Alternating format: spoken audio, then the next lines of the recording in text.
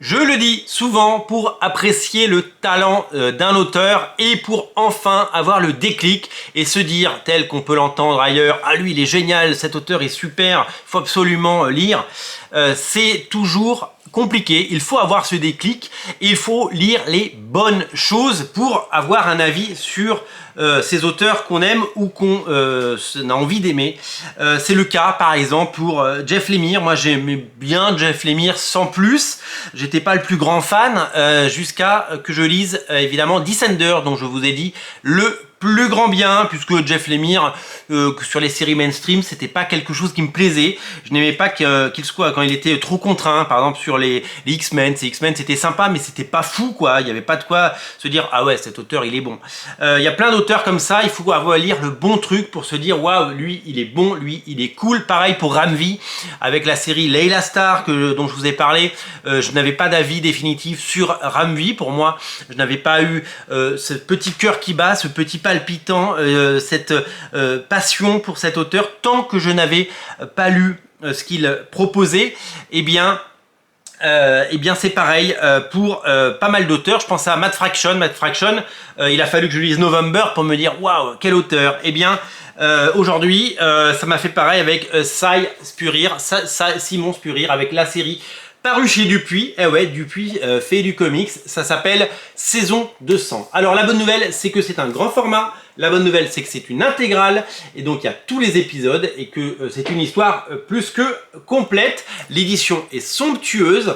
Dupuis, c'est souvent des séries jeunesse et c'est des séries qu'on retrouve dans le magazine de Spirou. Et je crois que c'est dans le magazine de Spirou. Là, pour le coup, ça fait partie de ces récits intergénérationnels. Vous pouvez l'apprécier enfant et vous pouvez l'apprécier adulte. La preuve, je suis un adulte et j'ai apprécié. C'est un peu comme Jonah en fait. La série Jonah dont je vous ai beaucoup parlé, bah, Jonah c'est pareil. C'est une série qu'on peut lire à 10 ans et qu'on peut lire à 45 et qu'on aimera évidemment. Alors, j'ai aimé la série pour plusieurs raisons. D'abord, c'est une bande dessinée, un comics silencieux. C'est-à-dire qu'il y a très peu d'éléments de dialogue, il y a quelques textes évidemment de contexte pour mieux comprendre. Et donc le talent c'est celui du scénariste qui a il a écrit les cases avant que le dessinateur évidemment les dessine. Et puis il y a ce talent incroyable de dessinateur, de storyteller de Bergara qui nous raconte une histoire sans aucun dialogue et qui bien entendu arrive à nous procurer des émotions et nous a donné envie de tourner les pages encore plus vite pour découvrir ce récit. Donc ça c'est très fort et c'est la découverte d'un artiste que je ne connaissais absolument pas, un artiste qui s'appelle Mathias Bergara. Quel artiste, quel dessinateur, vraiment il sait tout dessiner et c'est absolument génial. La deuxième chose que j'ai appréciée, c'est au-delà de la poésie du dessin magnifique, c'est ce personnage absolument incroyable qui protège la petite fille dont on va parler, cet enfant perdu, cet enfant qu'il va protéger et élever.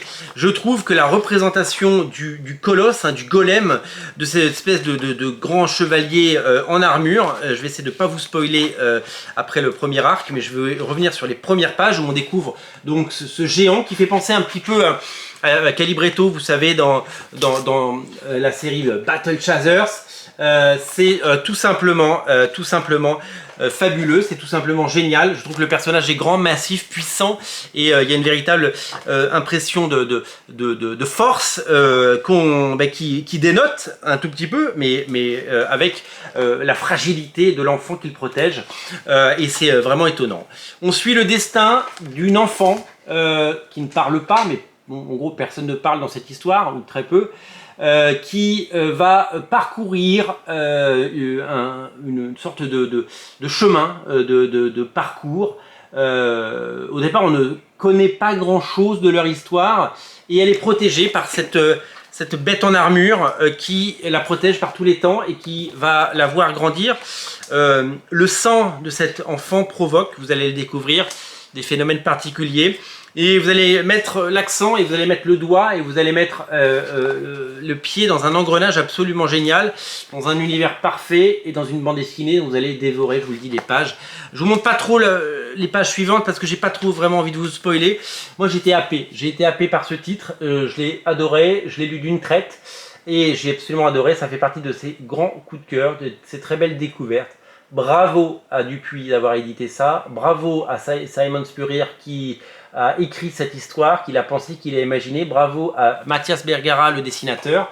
C'est tout simplement sublime. Ça s'appelle Saison de sang, c'est à découvrir en VF. Donc, il y a très peu de français, hein. Il y en a un peu là, mais c'est surtout très silencieux. Chez Dupuis, c'est disponible sur originalcomics.fr et en boutique à Paris au 49 rue La Cépède. Le lien est dans le descriptif de la vidéo. Salut!